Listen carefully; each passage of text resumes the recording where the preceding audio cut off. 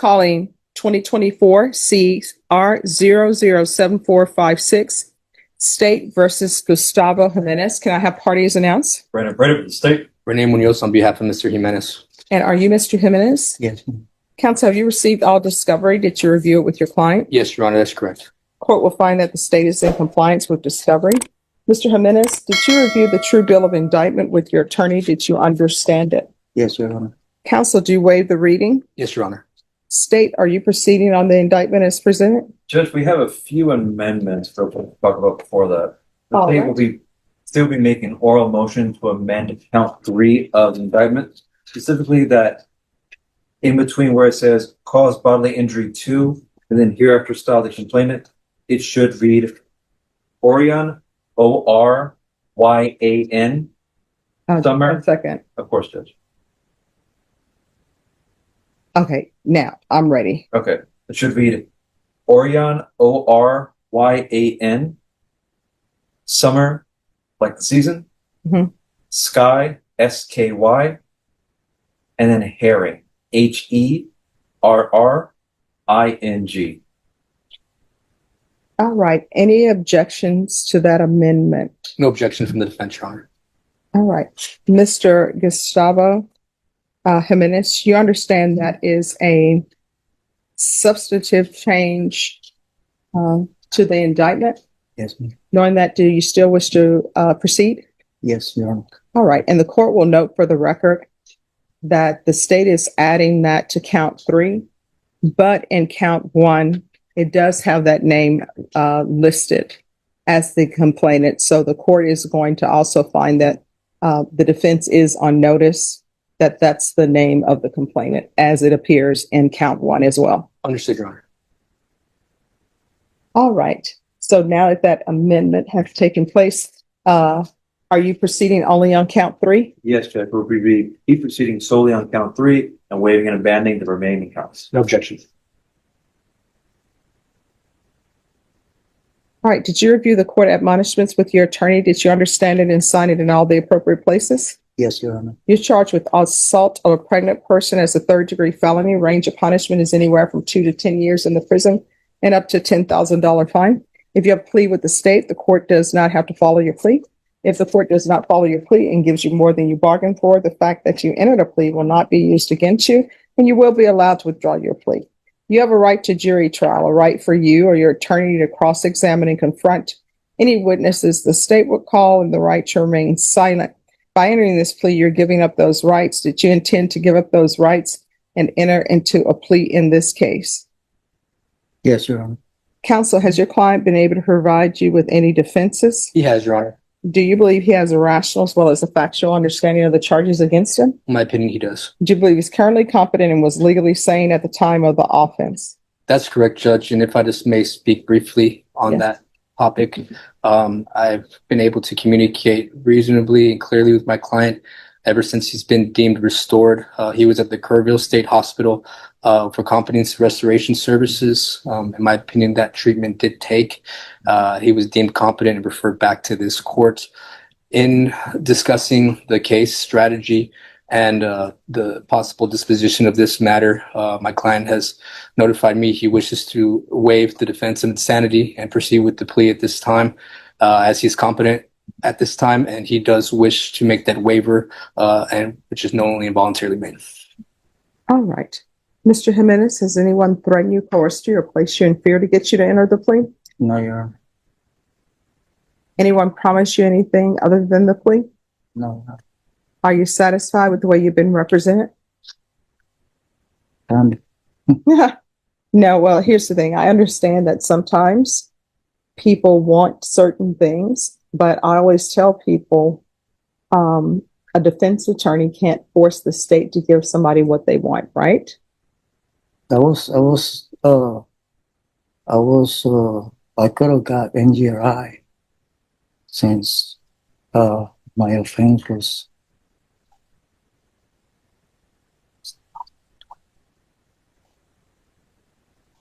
I can't be in the hospital for 20 years because the offense is 2 to 10. Now, let me explain something to you, Mr. Jimenez, about the law, because I've done a lot, right? So I've represented clients as defense attorneys, as a defense attorney, when they had mental health issues, right? Now, let me explain to you about NGR or NGRI pleas, not guilty by reason of insanity pleas. Like the public doesn't understand sometimes, the public will believe that if somebody gets a not guilty by reason of insanity, that means that, oh, they got off. Sometimes a not guilty by reason of insanity for a person's client, it's worse for the client in the sense that the length of time that you are supervised is whatever the range of punishment is. Now, on another part, it's sort of good for your client because your client is supervised, your client has case managers. So your attorney, and I'm sorry, I overheard a little bit. Your attorney is correct. So you have 3 counts in your indictment. Count 1 is aggravated assault with a deadly weapon. Normally, if you're just on your standard probation, the length of time you're allowed to be on probation for this specific law offense is 10 years. But with a not guilty by reason of insanity, that aggravated assault, you're supervised for 20 years, whatever the range of punishment is. So, for example, if you're charged with murder and you do a not guilty plea by reason of insanity, your range of punishment would be supervised under that NGRI plea is life. So for you, count 1, you're looking at 20 years of supervision if you were found not guilty by reason of insanity. Count 2, you're looking at 20 years of supervision if it's not guilty by reason of insanity. Count 3, which is a 3rd-degree felony, you're looking at 10 years. Now, if you want to do a not guilty by reason of insanity plea, I don't know, you all will have to negotiate, but then the state may be saying, no, we're not just going on count 3. We're going on count 1, we're going on count 2, and we're going on count 3. So that's where we are. You understand? Yes. So are you satisfied with the way you've been represented? Yes, Your Honor. All right. If you're not a U.S. citizen, by entering this plea, you will be deported, denied naturalization, and reentry. Did you understand? Yes, Your Honor. All right. The court will find that defendant has knowingly and voluntarily waived his right to jury trial. Did you review the plea bargain page with your attorney? Did you understand it? Yes, Your Honor. All right. According to the plea, the state is waiving counts 1 and 2. They're only going on counts 3. They're asking that your punishment be assessed at 10 years in the prison. Did you understand that to be your plea? Yes, Your Honor. Defense and state, is that the plea? That is the plea, Judge. Yes, Your Honor. Did you review the waiver of appeal paragraph with your attorney? Did you understand it? And did you sign it in both places? Yes, Your Honor. By signing that, you're waiving your right to appeal. The only items that can be appealed are written pretrial motions that have been filed, heard, and ruled upon by the court. Did you understand? Yes, Your Honor. Counsel, are there any such motions? No, Judge. Then to count 3, how do you plead? Guilty, not guilty, or no contest? No contest. State any evidence. Judge, we offer to say exhibit number 1, including all attachments. Without objection. All right. Did you review the waiver and stipulations with your attorney? Did you understand it and sign it in all the appropriate places? Yes, Your Honor. Again, did you understand you have a right to jury trial, a right for you or your attorney to cross-examine and confront any witnesses the state would call in the right to remain silent? Did you understand that today the state will be presenting evidence in the form of witnesses' statements and police reports, but most importantly, there'll be no live testimony? Did you understand? Yes, Your Honor. Off the record for a moment. Is the door unlocked? It's unlocked, Judge. Okay, thank you. Yes. All right, we're back on the record. Court will find that defendant has knowingly and voluntarily waived and consented to stipulation of testimony and stipulations. Court will accept into evidence states exhibits 1 and attachments, and the court will review the same.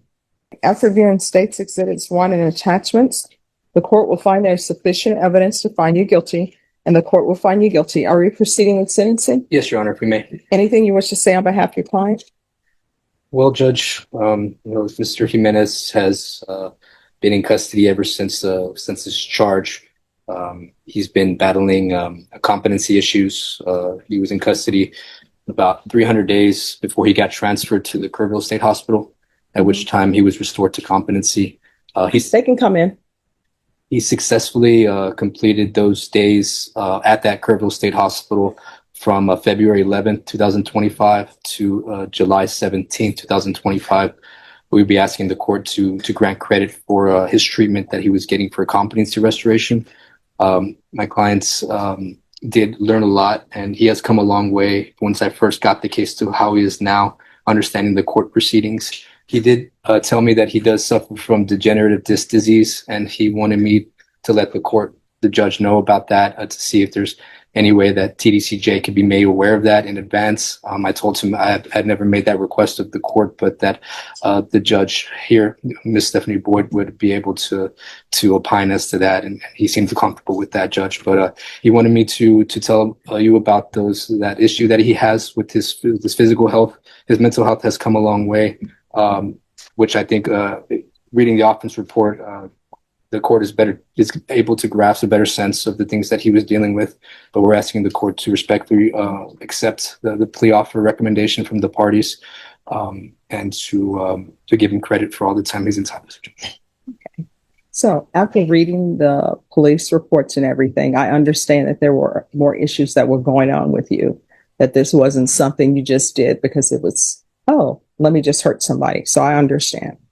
But you're going to have to make sure that you stay on your medications and not mix anything else with medications. A lot of times people will self-medicate, right? You can't do that because then you end up here, right?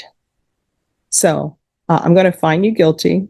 I'm following the agreement. I'm going to sentence you to 10 years in the prison, give you credit for any time served. I know that you were residing with your parents. Are there any minors in the home? No, Okay. my parents are 88 years old or Yeah. maybe. But I mean, sometimes, grandparents end up taking care of grandchildren. That's why I'm asking. So there's going to be no residing in households with minors, no unsupervised contact with minors. And then there is going to be, I think I said I'm going to give you credit for any time served. I'm going to ask for the therapeutic community, the mental health unit. And also I'm going to have them put in there that you suffer from physical health issues. Now, while you're at the jail, your medical record should follow you to the prison. And they will also, at the prison, they will do a physical and everything for you. If that doesn't happen, just let us know. I'm sure let your attorney know, let me know. But your medical records usually follow you to the prison. Okay. And then when you're processed at the prison, they will do a process where they will process you in, and they will get all of your medical history, all of your mental health history, and it'll be on the judgment as well. So they'll know that I've said that there's some issues. Okay. I'll have a history of my medical issues in the Kerrville Hospital too. Yes. And you'll receive credit for the time that you were in inpatient treatment at the hospital as well. So legally, you're supposed to have that. And Mr. Munoz, if you'll make sure that the time credit is correct. Yes, Your Honor, we'll do. All right. Did you review the trial court certification of defendant's rights to appeal with your attorney? It's the document telling you whether or not you have the right to appeal. Yes. Did you understand it and sign it? Yes. All right, because this is a plea bargain agreement, because I followed your plea bargain agreement, and because you waived your right to appeal, you do not have the court's permission to appeal. Because this is a felony conviction, you're not allowed to own or possess any weapons or ammunition. If you have a question over that, you need to speak to an attorney, okay? Yes. And when you're released from custody, we're off the record, when you're released from custody, I know you're probably going to want to go back and stay with your parents. Mm-hmm. So it'd probably be best for you if you talk to them or talk to your brother beforehand and find out if the persons who were complainants in this case are still there, because you don't want to have any problems, okay? No, I don't want to live over there Okay. at all. We live in another place. All right. Well, make sure you stay on your medications. And if for some reason there's some side effects, you got to let the doctors know you're experiencing side effects, okay? All right. Good luck to you, sir. Thank you. Have a good day. Oh, you too. Bye-bye. This man thought he found a loophole, but the judge shut it down instantly. Gustavo Jimenez walked into court facing a serious charge: assaulting a pregnant woman, a third-degree felony, punishable by up to 10 years in prison. But this wasn't a simple case. He had just been restored to competency after spending months in a state hospital, and that's when things took a turn. As the hearing began, everything seemed routine, until Gustavo mentioned something unexpected. He believed he could use an insanity plea. Not guilty by reason of insanity, maybe a way out. But the judge immediately stopped him. And what she said next changed everything. She explained something most people don't understand. An insanity plea doesn't mean freedom.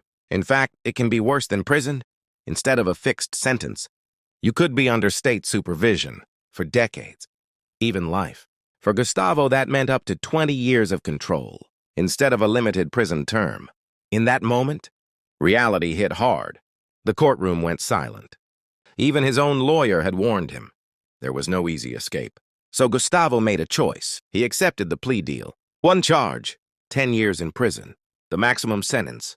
The judge reviewed everything carefully. His mental health, his time in treatment, and the seriousness of the crime. Then came the final words.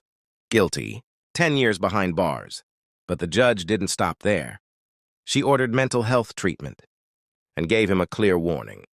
Stay on your medication. Don't self-medicate, because that's how you end up right back here. In the end, Gustavo walked out in handcuffs, not with freedom, but with a decade to serve. He came looking for a loophole, but instead, he got a harsh lesson in reality.